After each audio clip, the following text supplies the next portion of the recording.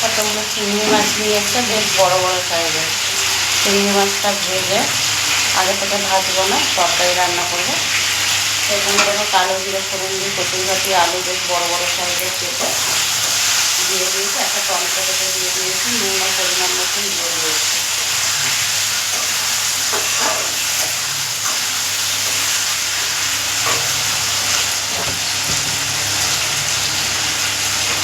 এটা ভালো করে ভাজা হয়ে গেল, তারপরে একটু মশলা দেবো।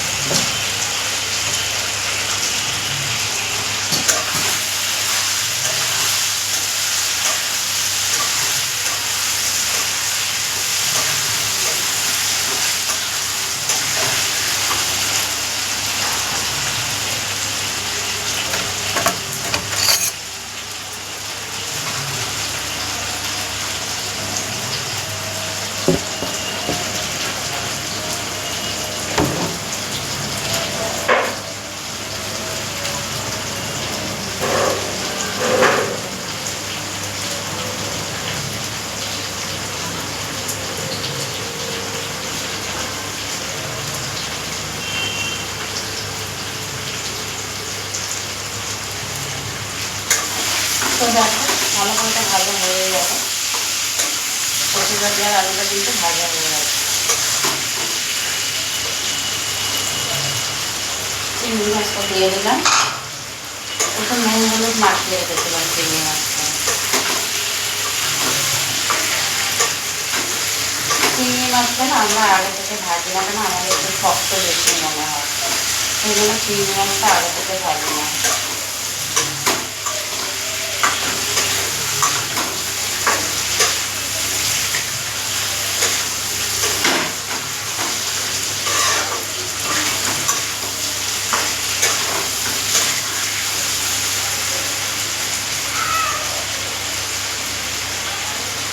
মশলা দিয়ে দিচ্ছি, দেখো আদা আর জিরে বাটা একসাথে পেস্ট করে নিয়েছিলাম,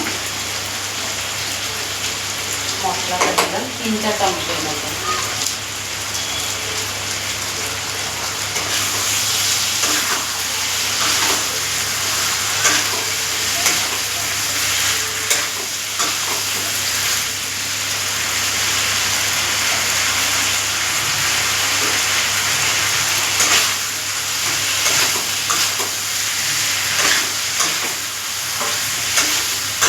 এই মশলাটাকে আমি গ্যাসটা একদম কম করে দিয়ে ঢেকে ঢেকে কষিয়ে নেব।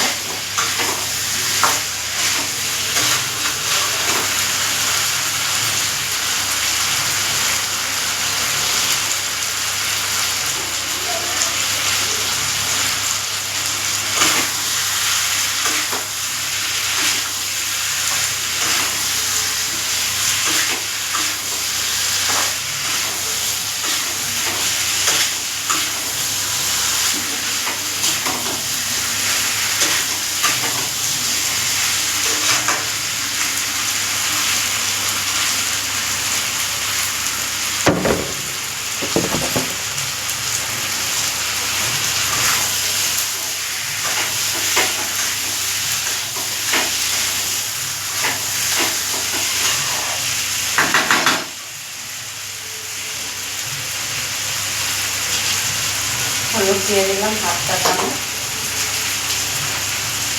লঙ্কার গুঁড়ো দিলাম 1/2 চামচ,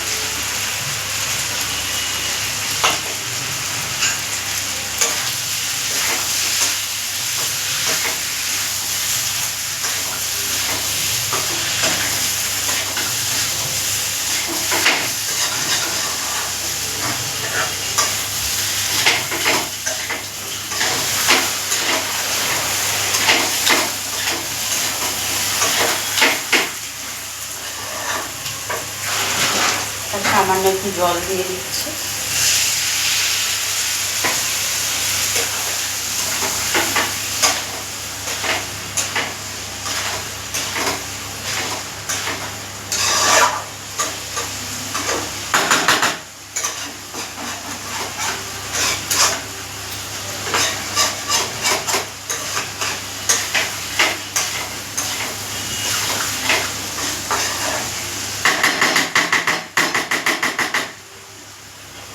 গ্যাসটা একদম কম করে দিলাম, দিয়ে এবার ঢেকে ঢেকে রান্না করে নামিয়ে নেব।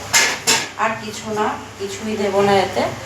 এবারে গ্যাসটা একদম কম করে দিয়ে ভালো করে আলু আর কচুরগাঠিটা একটু সিদ্ধ হবে, নামিয়ে নেব। না এতে ঝোল জল দেবো, না এতে কোনো কিছু দেবো। তো বন্ধুরা, ভিডিওটা যদি ভালো লাগে লাইক কমেন্ট শেয়ার করে দিয়ে ফলো করে পাশে থেকো, কেমন? নতুন বন্ধুরা হলে ফলো করে পাশে থেকো। আর আমার ছোট্ট একটা ইউটিউব চ্যানেল আছে সেম নামে, তো যদি ভালো লাগে অবশ্যই গিয়ে ঘুরে এসো, ঠিক আছে? তো সবাইকে অনেক অনেক ভালোবাসার সাথে টাটা। আবার পরে দেখা হবে ছোট্ট একটা ভিডিও। টাটা।